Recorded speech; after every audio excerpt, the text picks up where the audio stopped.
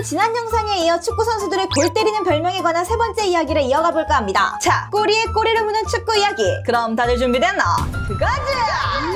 주의! 해당 영상에는 주제 특성상 비속어와 은어, 다소 불편하거나 저급한 단어가 나올 수 있으니 참고 부탁드립니다. 가장 먼저 쿨루셉스키의 셉셉이. 이 별명의 유래는 토트넘 마이너 갤러리에서 시작됐는데 어떤 한 갤러가 우쭈쭈 하는 맘충 컨셉으로다가 손흥민을 보고 흥흥이, 윙크스를 보고 윙윙이라 불렀고 이걸 본 다수의 토마 갤러들이 까기 시작한 게 시초였는데요. 그러다 2022년 쿨루셉스키와 벤탄쿠르가 토트넘으로 이적해오자 토트넘 팬들은 신난 마음에 올셉셉이, 올탕탕이라 부르기 시작. 이름이 길기도 하고 뭐 찰진 어감 덕에 너도 나도 그렇게 부르면서 널리 퍼지게 됐죠. 근데 사실 셉셉이가 처음 나왔을 때까지만 해도 일부 토트넘 팬들은 물론이고 다수의 해추 팬들은 오글거리는 요고생 감성의 애견스러운 별명에 엄청난 거부감을 보였는데요. 그러면서 신나게 욕을 받고 거기다 조롱의 의미를 담아 각자 자기 팀의 선수에게 접목해 벨베리, 각각이 돌돌이 등으로 부르기 시작했는데 맛있잖아?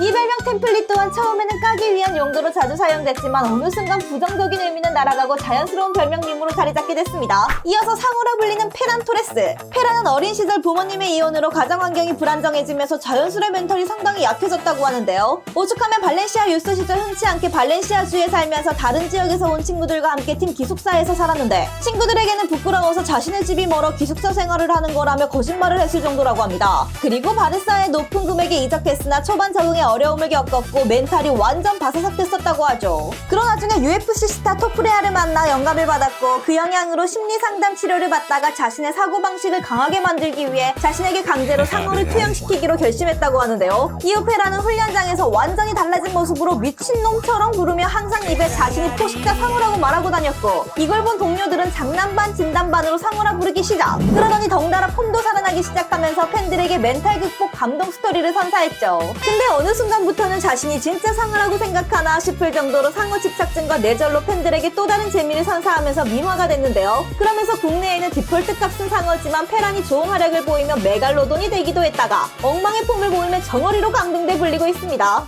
다음은 진짜 백인이라 불리는 가자니가. 예전 토트넘에서 손흥민과 함께 뛰며 국내에 잘 알려진 골키퍼 가자니가는 유치한 말장난으로 진짜 백인이라 불리는데 그의 이름을 이탈리아식 발음으로 하면 가짜니가. 거기서 두 덩이로 나눈 다음 가짜의 반대말 진짜, 또 뒤에 흑인을 비하하는 단어의 반대 의미인 백인을 집어넣어 진짜 백인이 됐죠. 계속해서 대갈사비를 아시나요? 대갈사비는 2000년대 중반쯤 국내에 EPL이 막 보급될 무렵부터 시작해 볼튼에서 뛰며 국내 팬들에게 인지도를 얻은 케빈 데이비스의 별명인데요. 그 당시 볼튼은 전형적인 영국 뻥축구를 구사했는데 공격수 치고 득점이 그리 많지는 않았지만 뚝배기 연기 하나만큼은 타의 추정을 불허했고 이에 그 당시 해추 팬들은 전방에 박혀 떨궈주는 데이비스의 공중골 연계 패스는 거의 뭐 사비급이라 부르면서 대갈사비라는 별명을 붙여줬죠. 비교적 인지도는 떨어지지만 자매폼으로 대가리 켈메도 있습니다. 이어서 시간제 강사라 불리는 티아고 알칸타라. 이 별명은 티아고가 리버풀로 이적 후 붙은 별명인데요. 모셔올 땐 교수님의 고급 퀄리티의 강의로 리버풀 중원을 바른 길로 지도 편달해줄 거라 기대했지만 막상 언박싱해보니 자꾸 부서지고 깨지면서 휴강이 잦았고 오죽하면 4시즌 동안 100경기를 채우지 못할 정도였죠. 근데 또 나오기만 하면 명강의를 펼쳐 경기의 퀄리티를 한껏 끌어올리면서 팬들을 감질맛 돌게 한 티아고. 이에 팬들은 애증의 마음을 담아 시간제 강사라 부르게 됐습니다.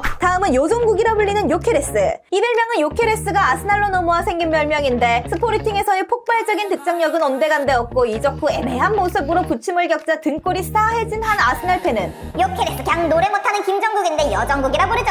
라며 드립을 쳤는데요. 처음에는 그리 흥하지 못했지만 계속해서 요케레스가 기대에 비해 아쉬운 모습을 보이자 다수의 팬들은 몸은 좋은데 축구력은 영 떨어지는 게 이거 완전 김정국 아님?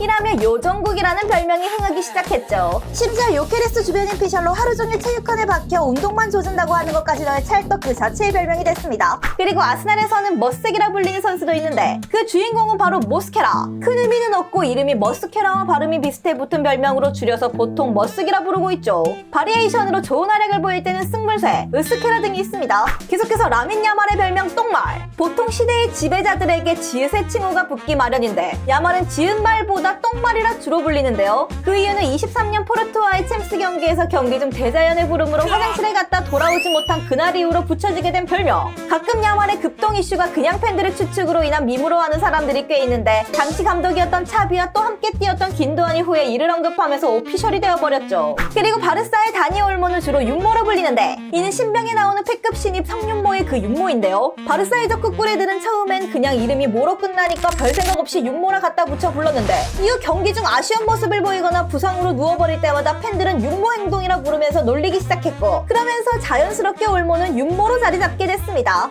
이어서 코바치치는 코변이라 불리는데요. 코바치치 변태의 줄임말이 아닌 이 별명은 코바치치는 중원의 변속 기어를 줄여서 코바치치 변기에서 한 번 더 줄여서 코변이 됐다고 합니다. 그리고 1편에서 다뤘던 에데르성의 별명 긴 거를 기억하시나요? 거기서 시티 선수들의 별명이 몇 개 파생됐는데 새로운 주전키퍼 돈나룸마에게는 좀 허전하다고 긴 거, 또 다른 신입생 셰르키는 머리가 비교적 큰 편이라고 큰 거라고 부르고 있는데요. 그러다 피해 전반기 도움 1위를 찍을 정도로 맹활약하자 데브라 위너를 연상케 한다며 데드라 위너라는 별명을 붙여주기도 했죠. 또 돌고 돌아 시티로 연호에 성공한 골키퍼 트래포드는 맹첩이라 불리는데 그의 이름 자체부터가 연고지 라이벌인 맨유 홈구장 이름이라 맨유를 조롱하는 맹을 갖다 붙여 맹첩이라 불리고 있습니다. 예전 첼시에 몸담았던 바카요코는 우철이라는 별명으로 불렸는데 그 유래는 2018년 한 첼시 팬이 바카요코의 답답한 경기력을 까면서 결정력 수준이 고딩 때 같은 반 김우철 골결 수준이라고 드립을 쳤고 이 글을 시작으로 바카요코는 우철이가 됐죠. 이어서 레알의 발베르데는 찌베르데 혹은 찌빼라 불리는데 이는 2017년 한국에서 열린 U20 월드컵 당시 발베르데가 PK 득점 후 뜬금 눈을 찢는 세레머니를 펼친 것에서 비롯됐는데요. 당연히 이 사건이 펼쳐진 곳이 한국이었던 터라 더욱 불타올랐고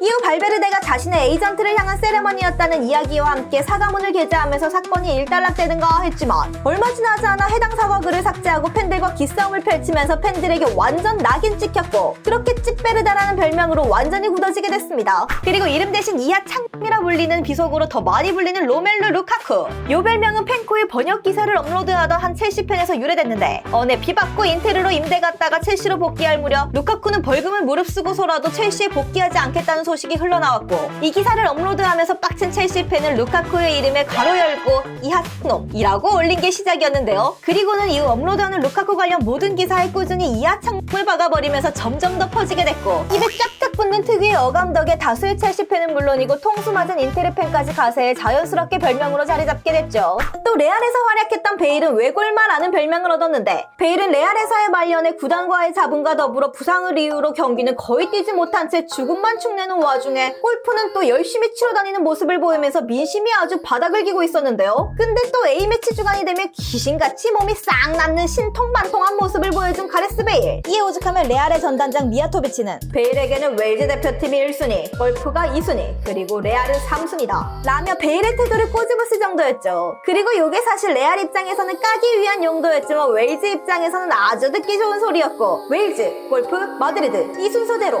라는 드립이 웨일즈 자국 내에서 민비스무리하게 흥했는데요. 근데 요게 팬들끼리 그냥 낄낄거리고 끝났어야 되는데 짜잔. 유럽 본선 진출 확정 후 베일은 해당 문구가 적힌 국기 앞에서 해맑게 웃는 모습을 보이면서 소속팀과 팬들을 제대로 엿먹였죠. 그렇게 팀에 좋은 기억을 많이 선물했던 베일은 말년에 삐뚤어진 프로답지 못한 모습을 보이면서 외골마라 불리게 됐습니다.